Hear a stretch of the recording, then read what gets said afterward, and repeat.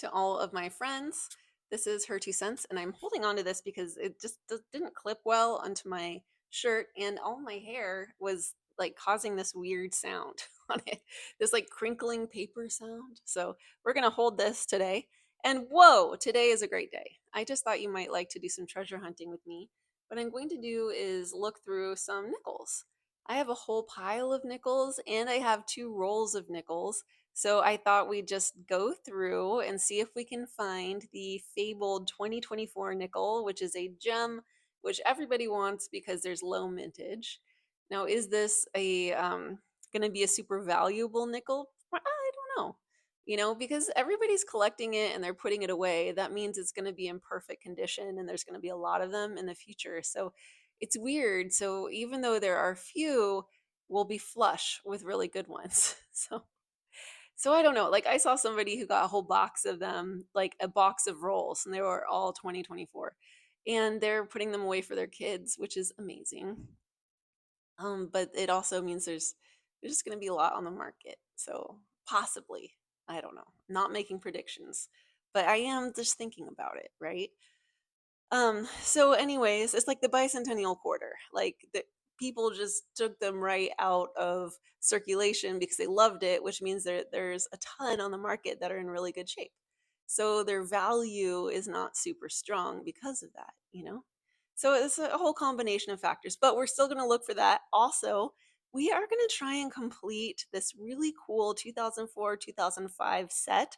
It's called the Westward Journey, and it's where they redid the backs of the nickels in honor of the Louisiana Purchase and Lewis and Clark, which is super cool. I have most of them, but I don't have the keel boat. So I'm going to look for all of that treasure, and I thought you might want to look through it with me. Now, if you want a super valuable nickel, then you probably want a nickel from like 1940 and before. If you get yourself a red book and you look through it, you can find all of the more valuable mintages and like the rare nickels, and a lot of them are early. You can also go online or YouTube and find someone who's like the top 10 most valuable nickels to pay off your mortgage and make you a gazillionaire. And that's always fun too. I mean, that's half the joy. It's just a pleasure to look at coins and look for treasure. So let's do it together. I'm going to hold up the rolls. That was probably really loud for you. Sorry. And then I'm going to show you the red book, and then we're going to get to work.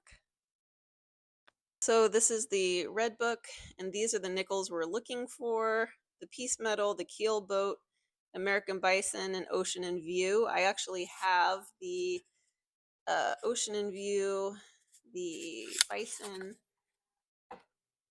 and the piece metal. So really what we're looking for here is the keel boat. There's my mountain of nickels that I culled from my various piggy banks and jars, and then there's the two. All right, let's do it. So the cool thing that you can see right here is I already have a different one. It looks like a black nickel.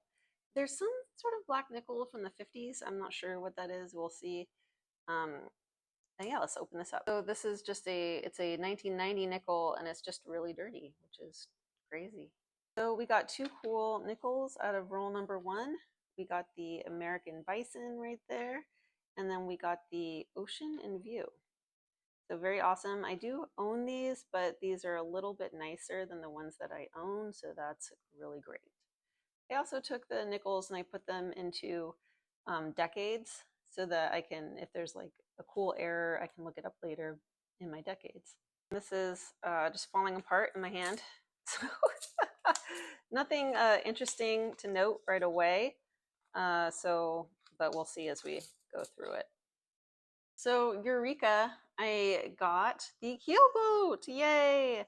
So I have the keel boat, the bison, and then I just got this really cool nickel. So I just want you to look at that. It's super shiny. It almost looks like a proof coin to me. It's not. It's not a proof coin, but it's so shiny that it's different than the others. So I might like put that in a snap just for the fun of it. It's a 2022D. And then if you look at my stacks here, let's see if I can focus.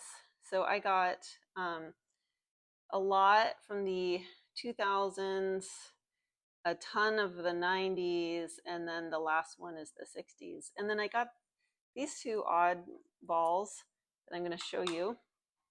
And what's interesting here is the date. And I just wanted to, this is called postment damage. Look at that 4, it's all squished, which is hilarious. And then I wanted to show you this L on this other one. Look at that. That is crazy. It's just destroyed right there in its way. Also, most likely postment damage. I don't see any other signs of a type. Well, maybe on the T, actually. I'm looking for machine doubling. It's a type of doubling. So yeah, there might be, because you can see that. But there's no like real obvious doubling. So, I might put this coin aside and look it up and see if it's, known for any issues.